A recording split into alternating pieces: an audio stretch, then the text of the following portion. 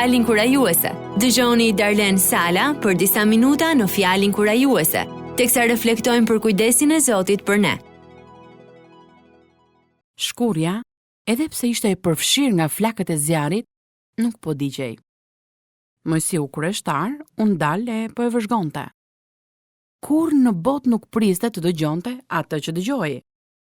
Vetë Perëndia po i fliste me zë të lartë, e po i thoshte se ai ishte caktuar të nxirrte izraelitët nga slllavëria egjiptiane, e t'i drejtonte ata për në vendin ku Perëndia kishte premtuar se do t'ishte atë dheu i tyre.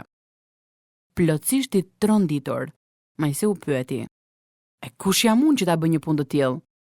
A nuk të kujtohet se si mu desh të ikja nga Egjipti, se ata donin të më vrisnin?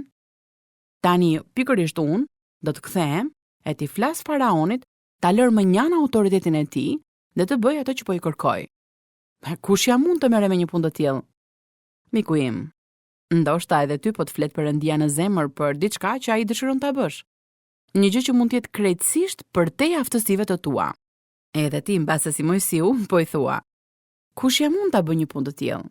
Mos harroni përgjigjen e Perëndis. Kjo është ajo që duhet të thoni izraelitëve: "Unë jami, më ka dërguar tek ju."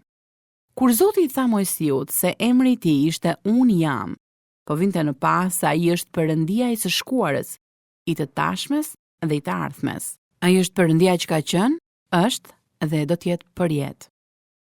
Kur Zoti t'jep një punë për të bërë, ajo që ka më shumë rëndësi nuk është se kush je ti, por kush është Zoti. Ai do të qëndrojë pranë me çdo gjë të nevojshme për të kryer detyrën që të ka caktuar.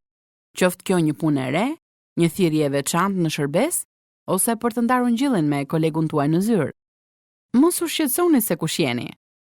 Në vend të kësaj kujtoni se kush është Perëndia, i madhërishmi, i gjithpranishmi, i gjithpushtetshmi, mrekullibërësi. Ai do të qëndrojë përkraj jush, ndërsa bëni atë që Perëndia ju ka thirrur të bëni.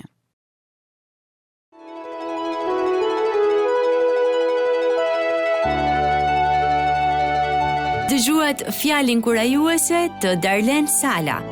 Për më shumë informacion për këtë program, vizitoni radiovis7.net.